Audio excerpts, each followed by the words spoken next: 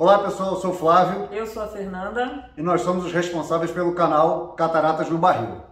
A gente pretende mostrar aqui para vocês como é que vai ser o dia a dia de uma família morando no Canadá. A gente está indo agora em dezembro e nós vamos para Ontário, ali na região de Niagara Falls.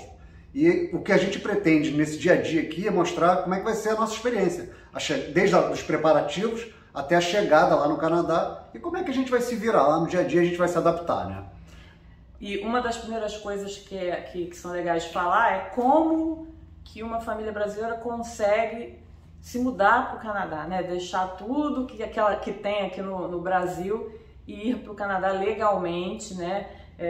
Com tranquilidade. Então, no nosso caso, que é o caso de muitas famílias brasileiras, a gente está indo com um tipo de visto que é o seguinte, é um visto em que uma pessoa da família, no caso sou eu, vai com permissão de estudo e trabalho.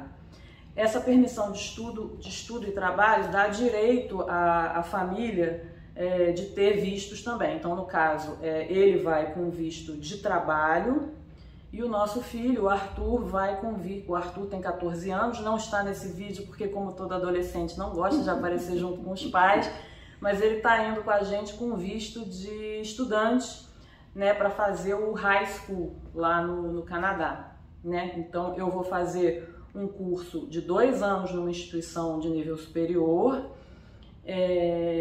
e vou trabalhar também em meio período. Ele vai trabalhar em período integral no que pintar lá de trabalho e o Arthur, nosso filho, vai estudar. É bom dizer que ele vai estudar numa escola pública gratuita, que no Canadá as escolas públicas também são muito boas. Então a gente espera que ele faça lá um ensino médio. Isso. E vamos ver como é que as coisas correm daqui para frente, né? Esse processo de você escolher um país para ir morar e tudo não é uma coisa que você faz assim, estala os dedos e vai, não. A gente está planejando isso há muito tempo, mais de 1 ano, certamente, e já é um sonho muito antigo nosso, de antes do nosso filho já nascer. E então é o seguinte, o que é preciso fazer? É preciso estudar o país para qual você vai, é preciso ter ciência e proficiência na língua. No caso, nós 3 aqui falamos inglês razoavelmente bem. A Fernanda fala inglês muito bom, o do Arthur também é muito bom, o piorzinho é o meu aqui, né? E você tem que estudar quais são as possibilidades, o que você quer e como você vai fazer.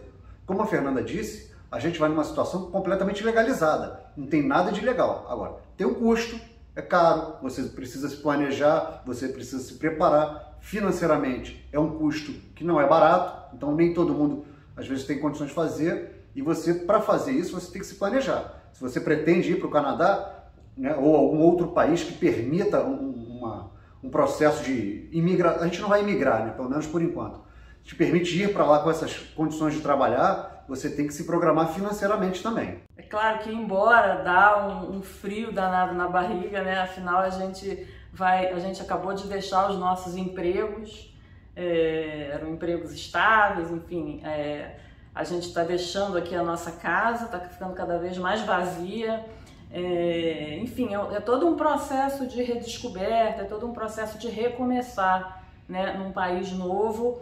E nós já estamos numa faixa etária já ali em torno dos 50 anos, e a gente sabe que para a gente é muito difícil, para quem tem menos de 30 anos é muito mais fácil, mas a gente está disposto a tentar e, sobretudo, a gente está disposto a dar essa oportunidade para o Arthur, para ele vivenciar a realidade num país onde, teoricamente, né, a gente vai ver na prática, mas teoricamente as coisas funcionam muito bem.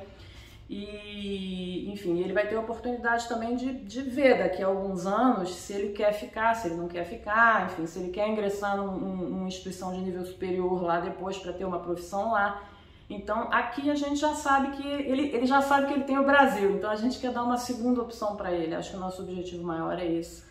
E aí, por isso que a gente está fazendo essa coisa que muita gente acha que é uma loucura, de largar tudo de repente e ir para lá sem saber exatamente o que vai acontecer. A gente não sabe o que vai acontecer, a gente não sabe que tipo de emprego a gente vai conseguir, a gente não sabe nada, na verdade. Não. Onde a gente vai morar, a gente está indo assim para resolver as coisas lá na hora, né? Então vamos ver como é que vai ser.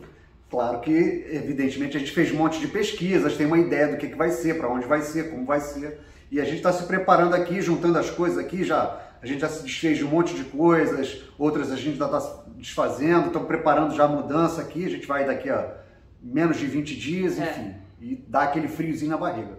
O Canadá, a gente espera, é um lugar que vai proporcionar muito mais oportunidades para o nosso filho, assim. Acho que o foco principal é encaminhar ele, dar uma oportunidade boa para ele de um futuro que a gente acredita, pelo menos nesse momento, que aqui no Brasil talvez não tenha, né? Mas isso é uma questão relativa. E a gente espera que lá ele se dê bem, se a gente se adaptar, né? A gente deve passar lá pelo menos uns 3 anos. Se as coisas forem muito bem, gente, se pô, tudo der certas mil maravilhas, aí a gente vai ficando. Não sei quanto tempo, mas pelo menos uns 3 anos a gente vai ficar por lá.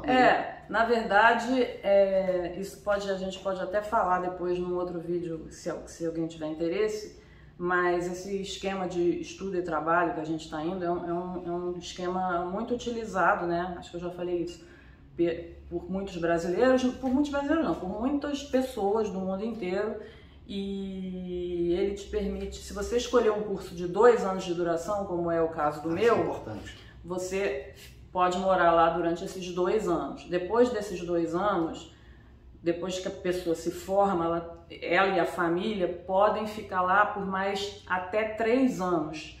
Tá?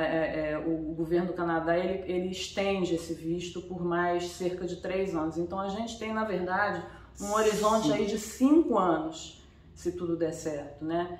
Depois desses 5 anos, que o Arthur já vai ser um homem, aí a gente vê o que a gente faz. A gente pode voltar para cá ou a gente pode tentar residência permanente. Mas aí já é uma outra história, ainda falta muita água para passar embaixo dessa ponte, né? Então, se vocês quiserem saber um pouco de como é que vai ser essa nossa aventura, essa epopeia aí lá no Canadá, segue o canal aqui no Instagram, no YouTube e no Facebook, Cataratas no Barril. E explica por que Cataratas no Barril. Pois é, quem já passou dos 50, que nem eu, certamente já viu aquele desenho do Pica-Pau, que ele desce as cataratas de Niágara num barril, né? Que o nome do episódio é Niagara Falls, que é um trocadilho com Niagara Falls. Que é onde a gente vai morar, Niagara Falls. Que é para a região onde a gente vai, a província de Ontário, na região de Niágara, que é onde tem aquelas quedas d'água maravilhosas, tipo comparáveis às de Foz do Iguaçu. Então, se liga aí, vamos às cataratas, hein?